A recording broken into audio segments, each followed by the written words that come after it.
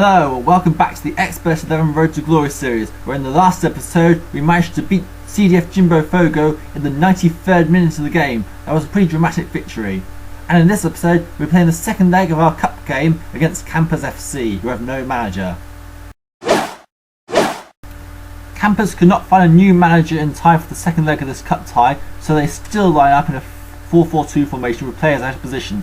So their lineup is Tahiri, a back four of Paikala the midfielder, Kvyat, Lax the midfielder, and Lustig. Midfield of Lagerkrantz, Savano the defender, Halam and Minipur, and a front two of Gilbert and Frolander.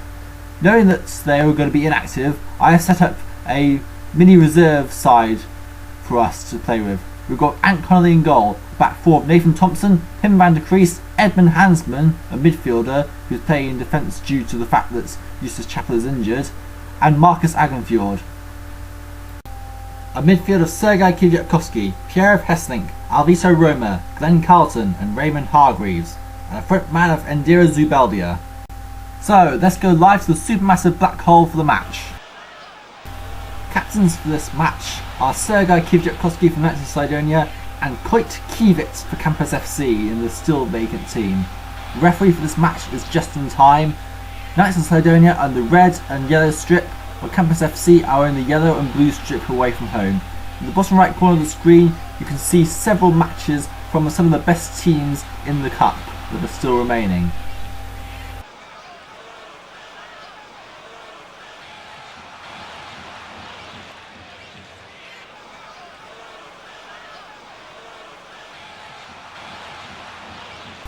And the game will get underway now! And it is an early spike in possession for Campus FC, surprisingly, but they have an injury. Lars Goran Lustig is slightly injured, while Campus have no substitutes, so they can't exactly sub any. We'll go flick header on goal by Glenn Carlton. Goal! Glenn Carlton gives Knights of Cydonia a 1-0 lead from Pierre of Hesslink's cross. And as probably expected, we're starting to get a good foothold over this vacant side. With a parachute on goal by Alvito Roma, and it's saved by Tahiri. Alvito Roma tries luck, but it wasn't successful. We've got a free kick in a dangerous position here. And a step forward. Free kick straight goal by Glenn Carlton. Goal!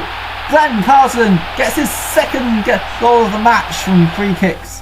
2-0 Knights of Sardinia. 2 goals for Glenn Carlton. He's turning out to be a pretty nifty signing.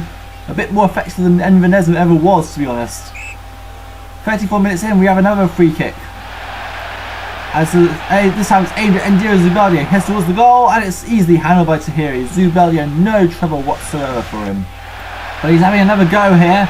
Zubeldia with a diving header. Hits the left post. Twice Zubeldia has tried his efforts on goal and twice he has been unsuccessful. As coming towards the end of the first half, we've got another chance here. So this time Endira Zubeldia yet again. And it's Tahiri saves. Zubeldia just can't find the back of the net. There's going to be some jeers towards him at half time. Endira Zubeldia, who's yet to really establish himself at this club. 2-0 at half time, and we have practically dominated this game, as you can see by the stats.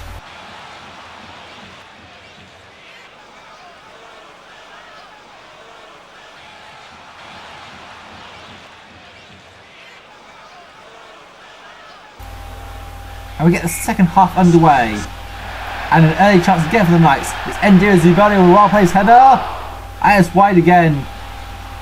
Still having a problem finding the back of the net by those things.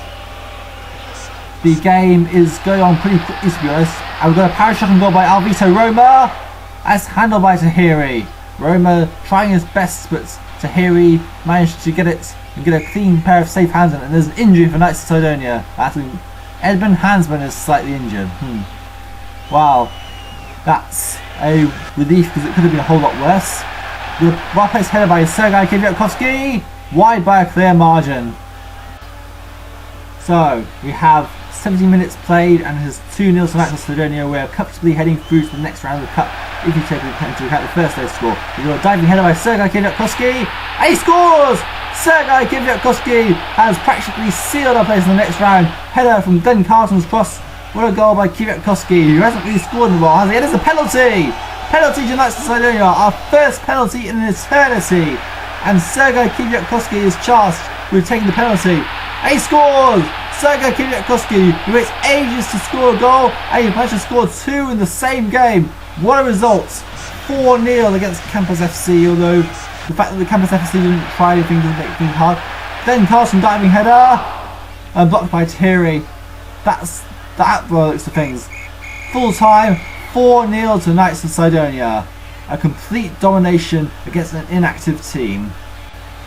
Not really much to say on this. The fact that Campus FC failed to create a single chance says it all, really.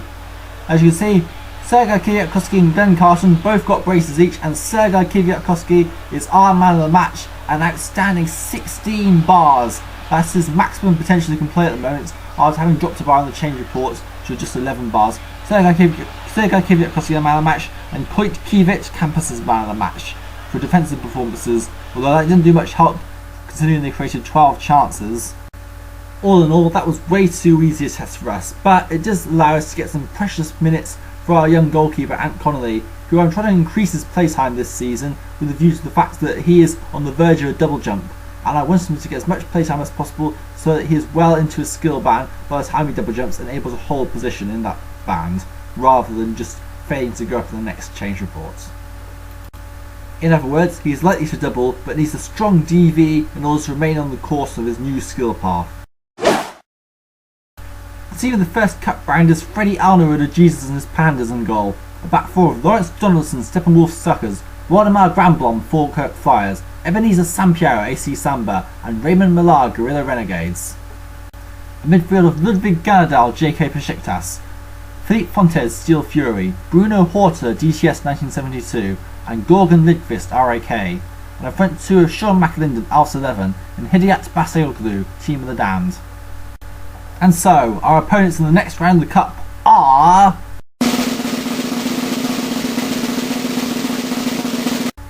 Cobra Kai of Division 5, and these guys look a very strong side.